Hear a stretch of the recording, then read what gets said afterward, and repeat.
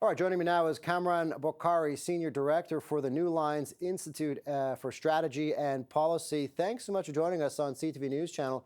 What do you make of the press conference held by the Secretary of Defense and the CIA's claim the airstrikes severely damaged Iran's nuclear program? I think, look, there is a point that the Secretary of Defense is making that there is a lot of media bias, and there's a lot of politics in terms of how, just sort of we analyze what a regime, what a particular administration is doing.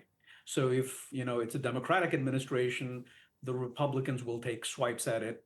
And if it's a Republican administration, those on the left will take a swipe at it. So I think that point is valid. But the bigger thing here is that, look, I think we have to understand what the statements of President Trump and his posts are. I mean, they have to be looked at through the lens of his political imperatives. And then, of course, there's his statements and then the statement of the Secretary of Defense, the joint presser with the chairman of the Joint Chief, General Kane. And in that, it was very clear, both said, look, BDA, battle damage assessments, are ongoing. And this is what we know. And then, of course, we had that leak that obviously the media then,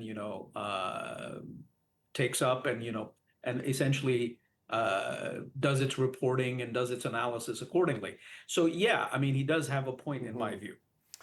So taking out the political theater from that of the Secretary of Defense, what does the latest intelligence report tell us about the effectiveness of the airstrikes? I don't think we're in a position just yet to make a comprehensive assessment. I think that intelligence is being gathered, it's being collected, it's being analyzed. I don't think that we are in a position to say, one way or the other in any hard terms. Was it because if you look at it, it's a binary description. The administration is saying it's a great success. Its opponents are saying looks like it's a failure, and here's the leak to prove that. My own view is if you just look at sort of, what kind of ordnance was dropped on Fordo, there were 12 GBU-57 massive ordnance penetrators. That's something along the lines of 5,500 pounds of high explosives delivered at a particular site, 12 of them. So they had to have done some damage. Did they destroy the entire site? I don't think it's possible because the site is huge.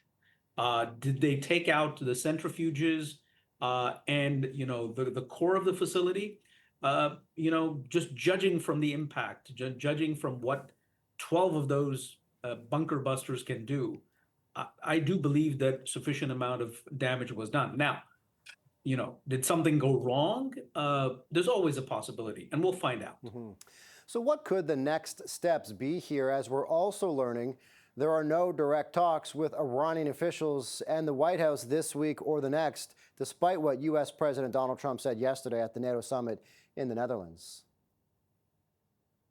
So look, this is one of those moving things. What the president said yesterday was based on yesterday.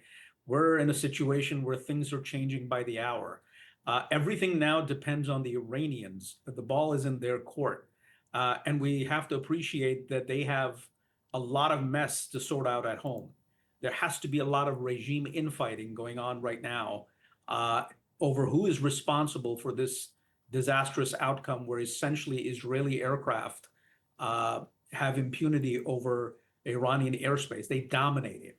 And so there is no national defense. It's a crisis within the state.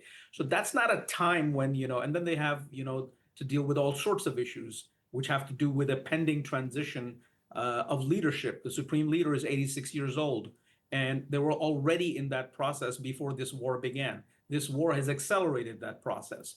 So I think they have a lot of things to sort out. There's a lot of disagreement as to how to proceed forward. So they need to sort their internal politics before they can come to the table. And I think that's what was relayed to Steve Witkoff by his interlocutor, the foreign minister of Iran, Abbas Araghchi, basically saying that we need some time. And they said, okay, we understand. And so, we'll be waiting. Okay.